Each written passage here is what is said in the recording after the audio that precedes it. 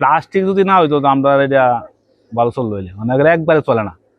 আগে 16 নামে যখন সাইরানা চলতো 400 সাইরানি চলে না। আগে তুলনামূলক লোক মনে করুন আগে যদি এক কাঁচামাল বিয়েছে ওখানে বিয়ে 10 কাঁচা, ওখানে বিয়ে হওয়া না আধা কাঁচা মাল। মানুষ এই সপ্তাহে নামে নিশা নাই, নিশা গেছে গা প্লাস্টিক এই অন্য অন্য জিনিসপত্র নেগা। আমরা এটা নিয়ে কাজ করে না, এটা আমরা ছেলে ফেলে দিছি নারী করার লাগিয়া। আমরাই কষ্ট করছি ওখানে আর যাতে পোলার কষ্ট না করুন লাগে। কালার এক্সপার্ট ডার্ক স্যাপ এবং মাইল্ড অন হ্যান্ডস টেকনোলজি সমৃদ্ধ অরিক্স অ্যাডভান্স ডিটারজেন্ট পাউডার আপনার লন্ড্রি এক্সপার্ট। প্লাস্টিক বাইরে মানে আমরা অসুবিধা হয়েছে আর কি। আর এমনি তো মাল আমরা চলতো হয়েছে তো অনেক কিছু বিয়ে হইতো, অনেক তো প্লাস্টিক বাইরে অনেক মাইর দিছে, চলা কঠিন হই অনেক। সরকার যদি কিছু রেন্ট টেন দিত তো আমরা সহযোগিতা পাইতাম। আগে তো বানাইছি তো পারি না, দিনকাল কষ্টে যায়।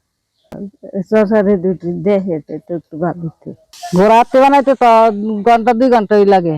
এই যে প্লাস্টিক বাইরে তো আপনার মার দিছে না, কইব এটা নিয়ে কেরা আমি তখন নিলে অনেক ভেঙে যাবো। আগে চলতো, আগে তো ওই ওই এইটা ওই আমরা সবসময় ব্যবসা করি। আমরা কি অন্য ব্যবসা আছে? মাটির ব্যবসা ওই মেলাবানির সময় এডি বানায়। আর 22 মাসে তো এই যে আমরা পাল্লা হরা এটা বানাই।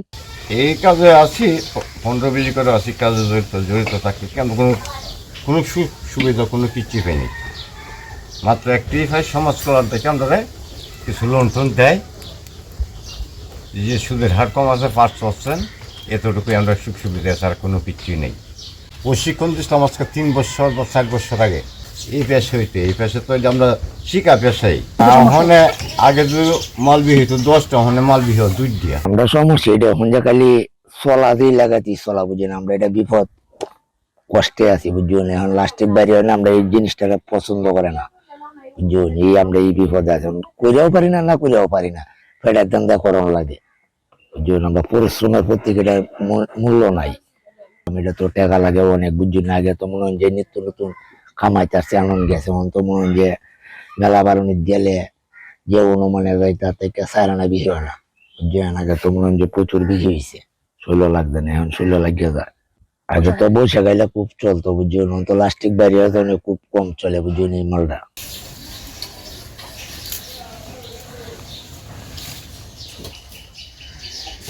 নিকলিতে মৃৎশিল্প আছে, বিষয়টি আমি অবগত আছি এবং সমাজসেবা অফিস থেকে প্রতিনিয়ত তাদেরকে প্রশিক্ষণ দেওয়া হচ্ছে এবং 12 জন মৃৎশিল্পীকে 6 লাখ টাকা ঋণ দেওয়া হয়েছে।